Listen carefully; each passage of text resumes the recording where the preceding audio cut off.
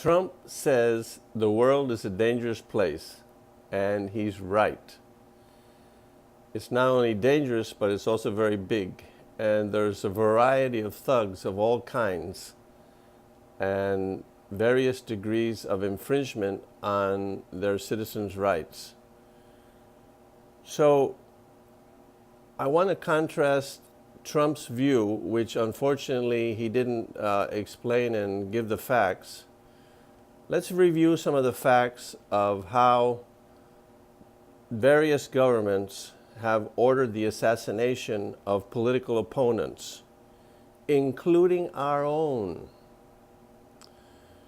So Trump could have pointed out that, yes, Putin had a journalist poisoned to death, and all over the world, the North Koreans, they have killed many political opponents. The guy even killed his brother, or stepbrother, or brother-in-law, or half-brother, I think it was. I mean, political assassinations have been occurring, and sometimes outside of the country, not inside your own embassy. So this is par for the course, and various parts of the world have more egregious systems and are more inclined to murder political opponents. And this is happening in China, everywhere around the world. And so it's not like this is unique to Saudi Arabia. Now I want to talk about the Khashoggi case, where they murdered this journalist. He was a political opponent. He was in the Muslim Brotherhood, and he was advocating policies that the government hated. And so, being a kingdom, which means they're a totalitarian dictatorship, and they ordered his assassination in all likelihood. However, just because they did something that they do all over the world doesn't mean necessarily that we have to stop relations with them or impose extreme penalties or whatever. All the people that actually did the killing have been censored and punished in the United States to the extent that they can.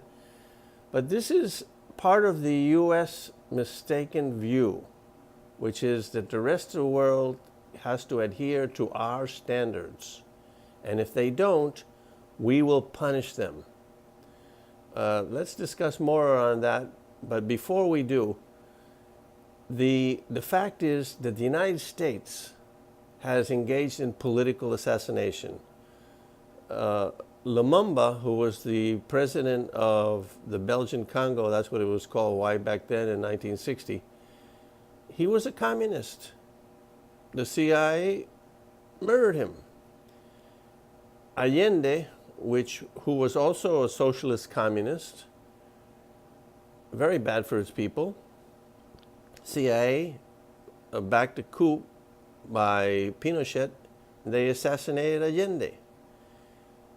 It's been said that Jack Kennedy ordered the assassination of Fidel Castro. Oh, guess what? Maybe this Fidel Castro said, oh, that's the new rule? Well, I'll try to assassinate you as well. Maybe that's what actually happened to Jack Kennedy.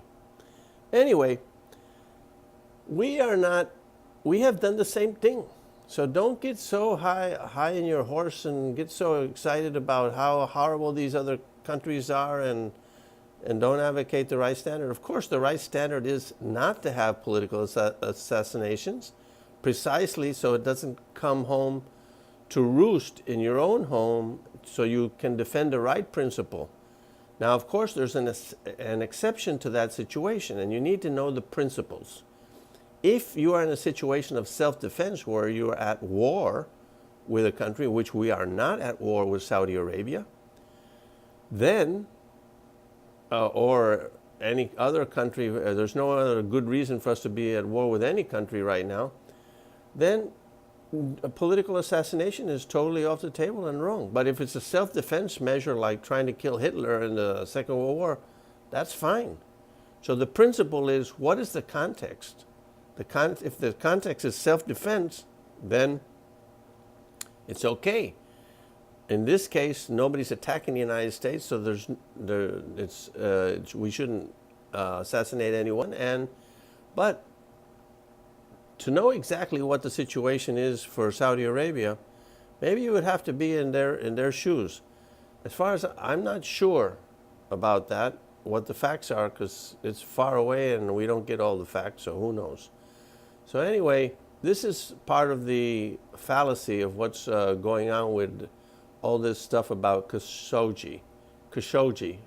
Keep saying that wrong, huh? Khashoggi. Khashoggi? Okay. Anyway, I want you to examine the opposite view, where exposed, for example, today by Senator Graham on the Hannity show. Well, he says they need us more than we need them, so we can impose our rules on them. I wouldn't be too sure about that. Maybe they do, maybe they don't. And even if they did, that's not a way to have a good relationship with someone when they need you more than you need them and you're going to put the screws to them. That's not going to work out in the long run. And he says some things like, there's a new sheriff in town. He's going to kick ass. He's going to lean on people. That's what happened. That's how we got into the war with Iraq. Because Saddam was an evil dictator.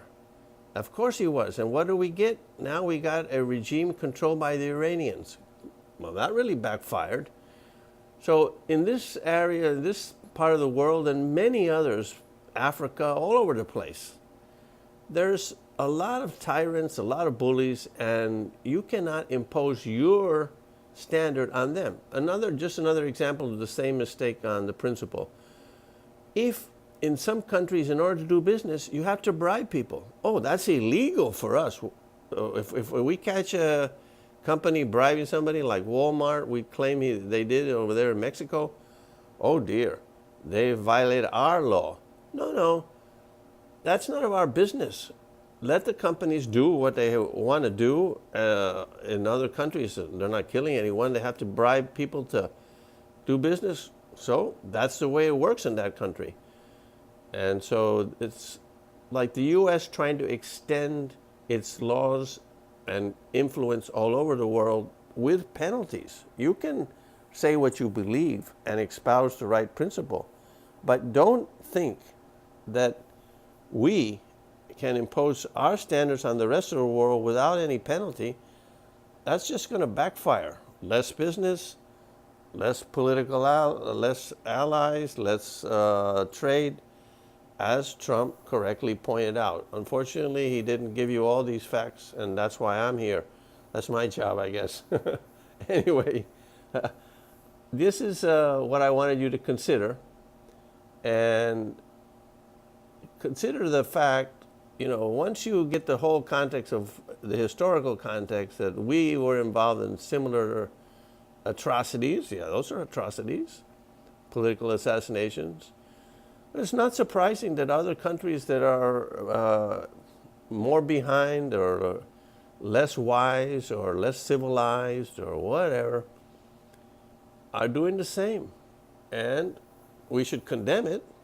That doesn't mean that we need to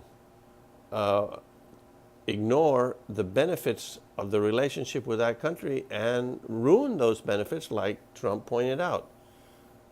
So I just wanted to fill in the gaps there so we could understand what is the right policy, and I think Trump is right. But there's a lot of people trying to make him ruin the relationship with Saudi Arabia so the gas prices can go up, so they can start buying military equipment from the Russians, etc. That's not good for America, and Trump is totally right. America first. That's what we need to do. And individual violations are not a reason to go crazy. And you have to differentiate between individual violations and wholesale violations. Let me give you another example. The Cubans were suffering from a tin pot dictator, Batista. And he was a regular dictator. He abused citizens here and there. And that was wrong. And so they were so desperate to get rid of him that they got something much worse, Fidel Castro. And Fidel instituted a wholesale violation of all the rights of all the Cubans. And they jumped into a big fire. And now Fidel owns all of the country and regulates all of the country, and you can't do anything there, and it's constant wholesale violation. So what I'm saying is, you got to see that there's a range of possible violations, and what the Saudis did was absolutely wrong and should be condemned. But I would continue to do business with them, and I would continue to get them, sell them military equipment or whatever, because if not, our situation will be worse. So thanks for watching, and give me your comments. See if you agree or disagree and why. I thought I'd fill in the gaps here because the principles weren't espoused, and the facts that back up the principles weren't espoused either. Bye-bye.